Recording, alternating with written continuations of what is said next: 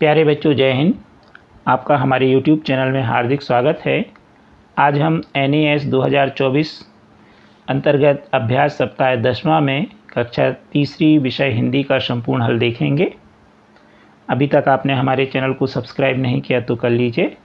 साथ ही हमारे चैनल की प्लेलिस्ट में जाने के लिए आप वीडियो के नीचे जहां मोर लिखा है वहां से आप प्लेलिस्ट में जाके नेस के सभी वीडियो देख लीजिए और अच्छी तैयारी कर लीजिए, जिससे आपके पेपर में बहुत अच्छे अंक प्राप्त हों और आपके ज़िले का स्थान प्रदेश स्तर में बहुत अच्छा हो। गद्यांश 409 निम्नलिखित तालिका को देखकर दिए गए प्रश्नों के उत्तर में सही विकल्प पर गोला लगाइए। क्रमांक, छात्र छात्रा का नाम, हिंदी, अंग्रेजी, गणित, पर्यावरण।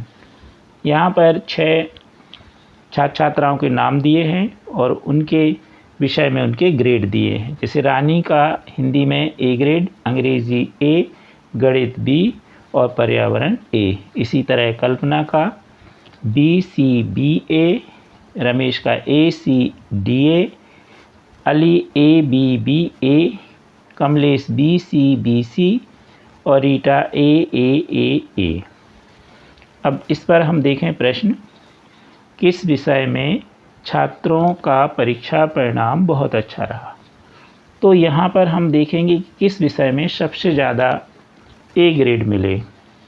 तो हम देखें हिंदी में 1, 2, 3 और 4 A ग्रेड हैं। अंग्रेजी में A 2 हैं, B में A, गणित में 1 है, पर्यावरण में 1, 2, 3, 4, 5।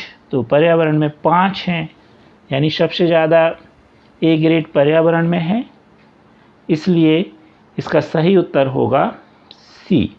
यहाँ पर हमने लिख भी दिया है कि पर्यावरण विषय में 5 बच्चों के A ग्रेड प्राप्त हुआ है।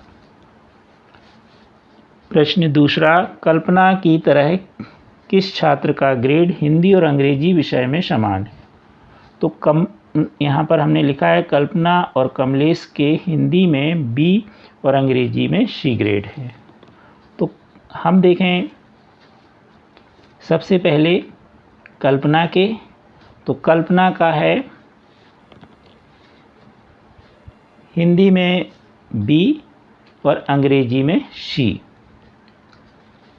और साथ में हमें देखना है किसका, अब कमलेश का देखें तो कमलेश का भी देखें तो हिंदी में B और आपका अंग्रेजी में कैसा है C। तो दोनों के B और C दोनों में B दोनों में आपके हिंदी में और अंग्रेजी में C। तो इसलिए इसका सही उत्तर होगा कमलेश। यहाँ पर हमने लिख दिया। आपको ये टेबल देख करके ही उत्तर लिखना है। तीसरा प्रश्न है, किन छात्रों ने 2 से अधिक विषय में A ग्रेड प्राप्त किया है? 2 से अधिक का मतलब है 2 से अधिक विषयों में A ग्रेड। तो हम देखें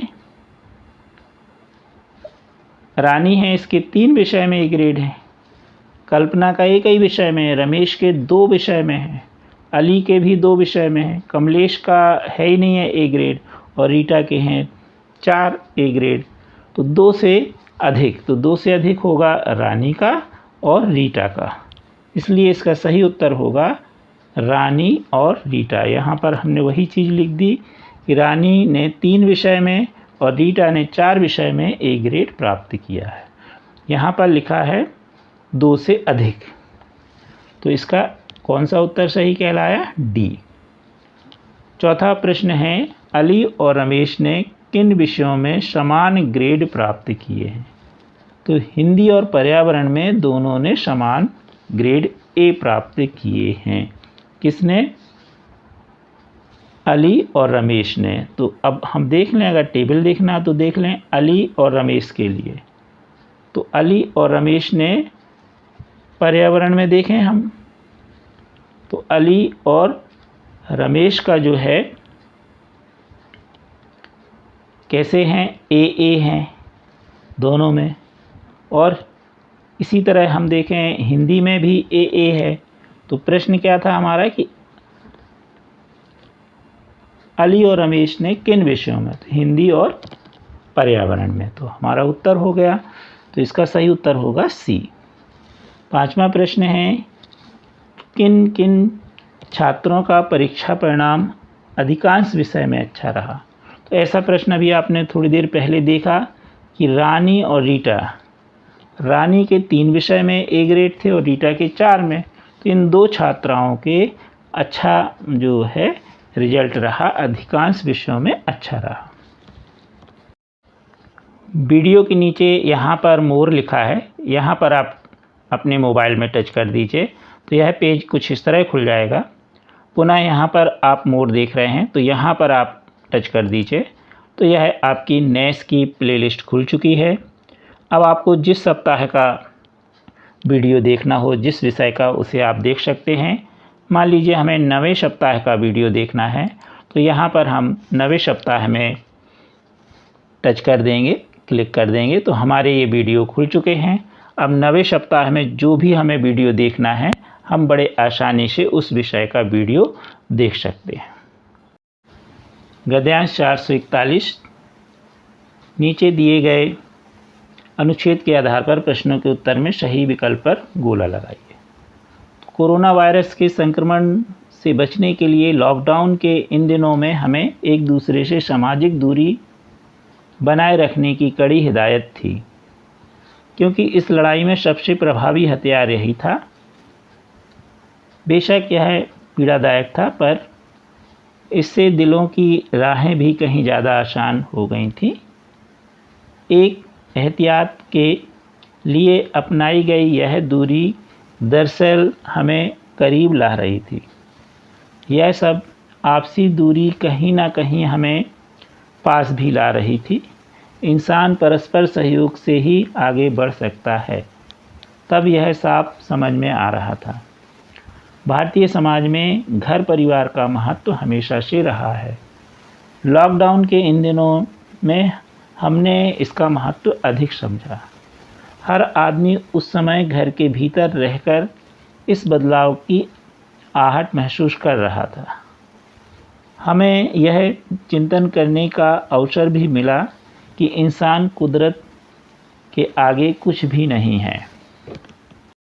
अब इस गद्यांश के आधार पर प्रश्न पहला, कोविड-19 कोरोना वायरस रोग क्या है? जंतु जनित, पादप जनित, संक्रामक या अनुवांशिक? तो यह संक्रामक रोग था, इसीलिए एक दूसरे से दूर रहने की हमें हिदायत दी गई थी।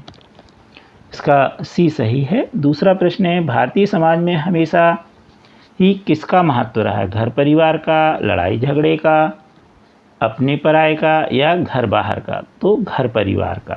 तो ए वाला इसका उत्तर सही है।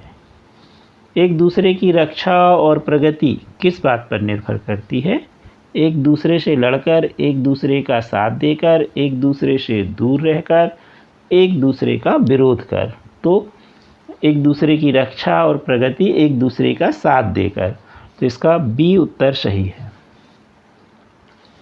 प्रश्न चौथा, कोरोना से लड़ाई का सबसे प्रभावी हथियार कौन सा था? मेल मिलाप, हाट बाजार, सामाजिक दूरी या घर परिवार? तो कोरोना लड़ाई से बचने के लिए सबसे प्रभावी हथियार था हमारा सामाजिक दूरी। प्रश्न 5वां, लॉकडाउन शब्द स्रोत की दृष्टि से किस प्रकार का है? तो तत्सम, तद्भव, विदेशी या देशज? तो यह है तत्सम।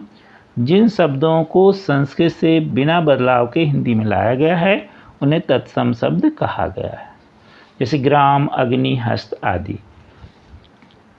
कृपया हमारे वीडियो को लाइक एवं शेयर अवश्य कीजिए और अभी तक आपने चैनल सब्सक्राइब नहीं किया तो कर लीजिए। Thank you.